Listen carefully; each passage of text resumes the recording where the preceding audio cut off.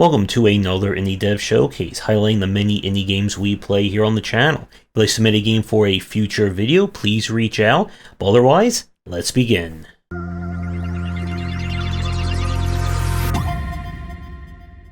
We are starting things off this week with Hero's Hour. This is a turn-based strategy game very similar to that of Heroes of Might and Magic, and even something like the old King's Bounty style of games. The difference of where this game goes is that all the maps are procedurally generated. Once you pick your faction and the hero you're going to play as, the map is generated. You'll spend your time conquering the various areas, which will gain you resources turn by turn. The various towns that you can capture and claim can be used for upgrades, unlocking additional features, as well as unlocking more units or upgrading the unit types that you have access to new layers.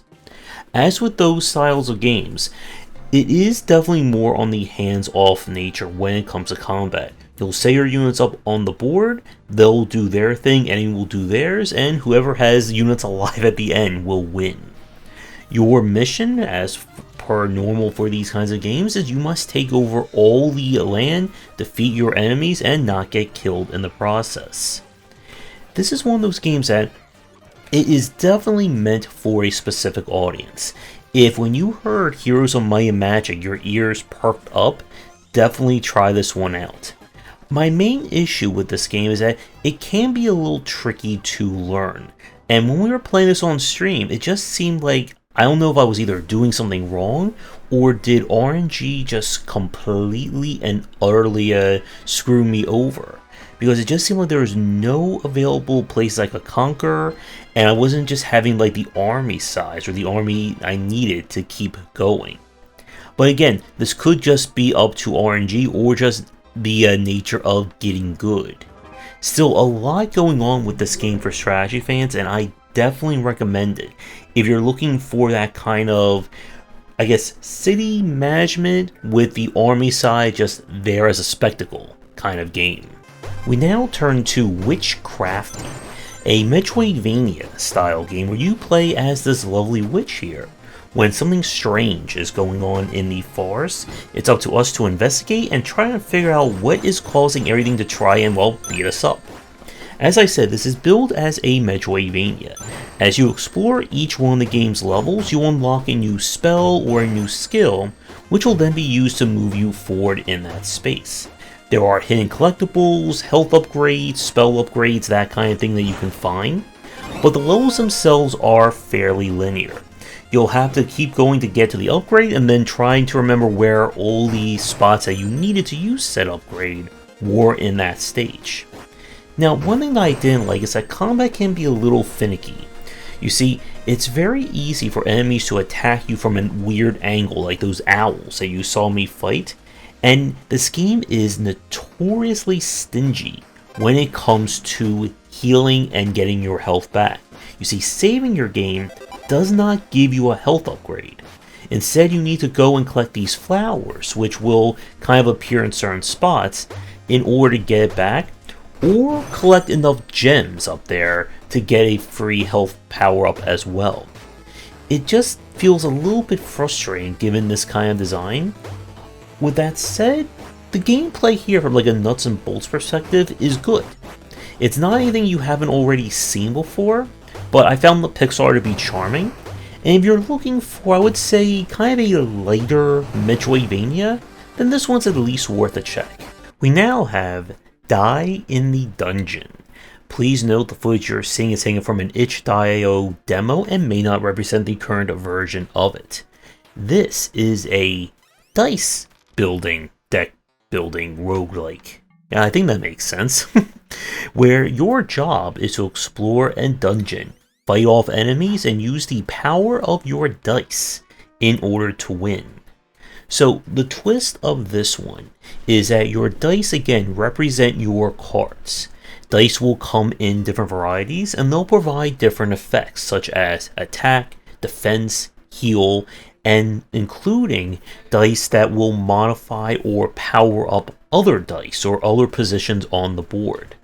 Your mission, of course, is to use your dice that you get each turn in order to set up your best possible turn. You can have dice that modify or give you more defense, try to boost the amount of health you get back, and you can upgrade dice as well to give them larger rolls or better faces on them. It reminds me a little bit of Ceridian Dice, but this one is definitely more, I think, board focus, with the fact that the positioning matters and how you upgrade and change them will have a huge impact. I really enjoyed this one, and there is a lot of potential here for fans of dice games, deck building, deck dice building, however you want to see it. Now, with that said, of course, with this being a demo, I don't have a lot that I can really show in terms of where it's going to go, how it evolves, and so on. But there is, I believe, a free prologue either coming soon or out on Steam, and I highly recommend this one for any fans of roguelikes and roguelites. So with that said, we're going to take a quick break. When we come back, we have 3 more games to look at for our showcase. If you're interested in more of my thoughts on design, then check out my game design books. For entry-level students, we have 20 essential games to study, and then the Game Design Deep Dive series that takes an extensive look at different genres, with more coming soon. We now have, this is going to be a tough one for me to pronounce, Quasimorphosis. And I'm pretty sure I butchered that no matter what. The footage that you're seeing is taken from the demo. I believe it is still available on Steam now.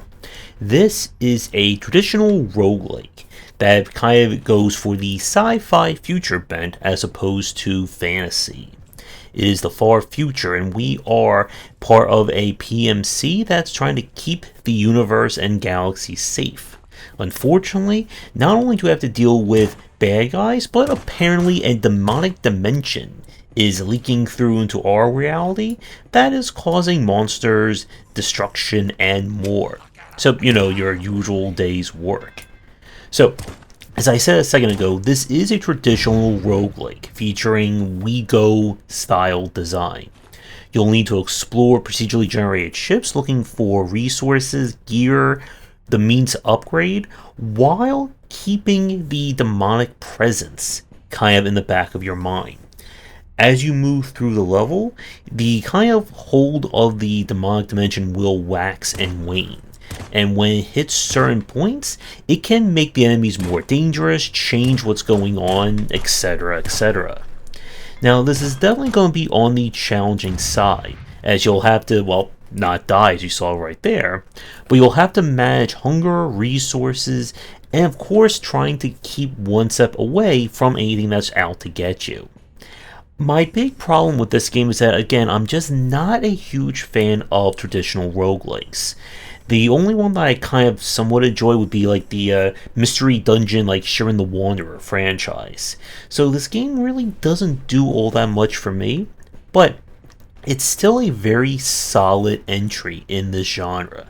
So if you are someone who likes your roguelikes turn-based with a lot of challenge to them, I would definitely recommend checking this one out. Alright, for our next game we have Dormant Utility Service Technician.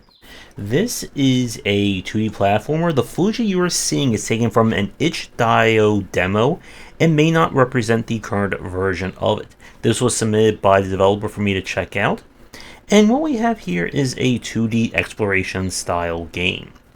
The demo itself came with kind of like 2 modes, a VR like challenge mode, and then the actual story and exploration. Now, from a general playability standpoint, I think the game is pretty solid.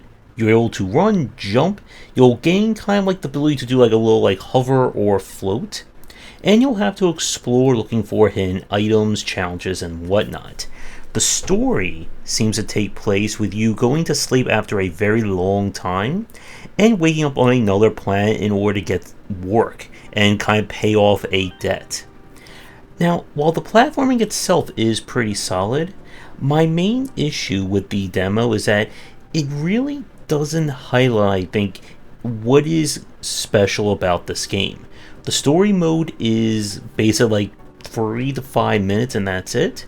And then the main gameplay or the VR mode isn't entertaining platforming, but it has nothing to do with the story or the actual, I think, real gameplay.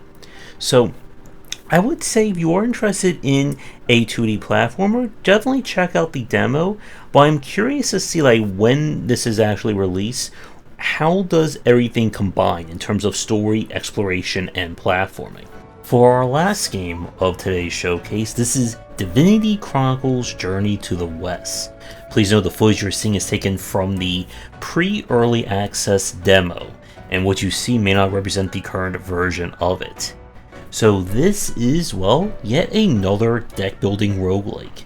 But where this one differs from some of the other ones, or many of the other ones we've played, is that it is built off of the Journey to the West story. You'll choose from various characters, and you'll have to brave your way across a map full of points of interest, fights, and more. One of the things I do like about Divinity Chronicles, at least from playing as the starting character, is that there's definitely a greater emphasis on card diversity. That it's not just trying to, I guess, copy a lot of the same mechanisms and elements from Slay. Wukong over here gets the ability to increase the size of their staff, summon monkeys to help them, and you can even go into like a super mode as well when you play the right cards. So with some of the other games that we've played, this is still definitely along the lines of a deck building roguelike. But if you are someone looking for another game with its own unique take on it, I definitely recommend this one. Now, with that said, with the fact that this footage is taken from its demo, it means we don't really have a lot that I can talk about in terms of persistent elements, unlocks, etc. But from what we played of it, I did like what I was seeing. And again, I definitely recommend this one for the deck building roguelike fans. Unless you are tired of the genre, then this one is probably not going to reignite your interests. But with that said, thank you so much for watching this week's showcase. You'll find links to all the games down below.